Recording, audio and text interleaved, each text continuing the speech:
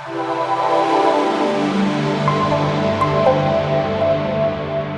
I hear stories like this, I don't know whether to get happy or whether to be sad. Thanks for tuning in. It's your man Don McKay, Radio on Fire News Network, broadcasting from Baltimore, Maryland. Here at Radio on Fire, we deliver unfiltered news, opinion, and entertainment. Your subscriptions, your support help this rising voice in independent urban American commentary. So radioonfire.com/join is where you go. 3 men incarcerated for 36 years here in Baltimore have been exonerated. Exonerated. That means they didn't do it in the slaying of a Baltimore teenager. So this story dates back a number of years. Circuit Court judge yesterday granted the release from Baltimore's top prosecutor to release, and this is Marilyn Mosby, our top prosecutor here, Alfred Chestnut, Ransom, Watkins, Andre Stewart. Innocent men arrested back in November of 1983.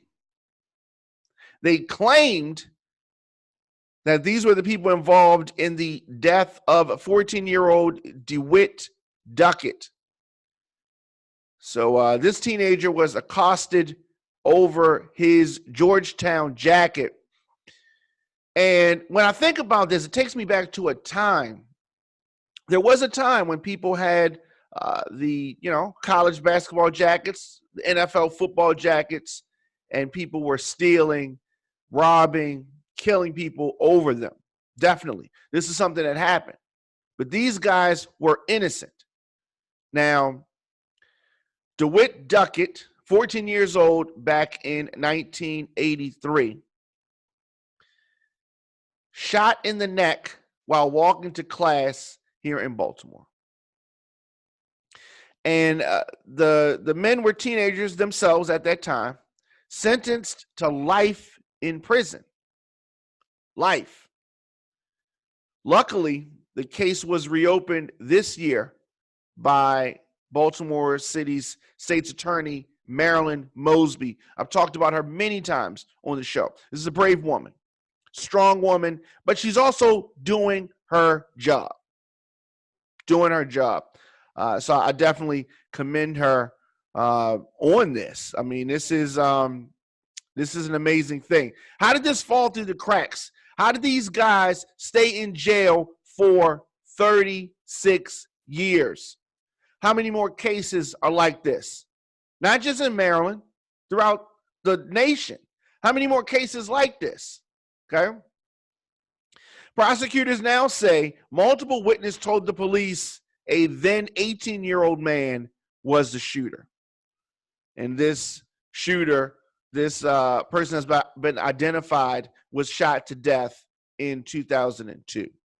Why weren't these 3 gentlemen, Alfred Chestnut, Ransom Watkins, and Andre Stewart, why weren't they released back in 2002?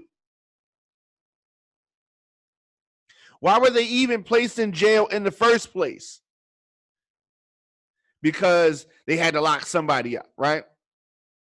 They had to lock somebody up. When you go back to those cases from the 80s, there are a lot of people that are sitting in jail because of faulty just policing, faulty investigating, just being in the rush to pin this on somebody. DNA evidence wasn't what it is now back then. And I'm sure if they look back at a lot of these cases are like that. I'm expecting a lawsuit to follow this release, but the men are happy to be home. The mother, Mary Stewart, she said, "This is the first time I've been able to hug my son in about 20 some years." One of the released exonerated men described this feeling of overwhelm and out of this world, stating that he had been dreaming of the day of his release. Watkins said that his faith is what kept him through it. The people around me that you see here helped me get through all of this. They never stopped fighting for me, and I never stopped fighting. Very powerful. Very powerful.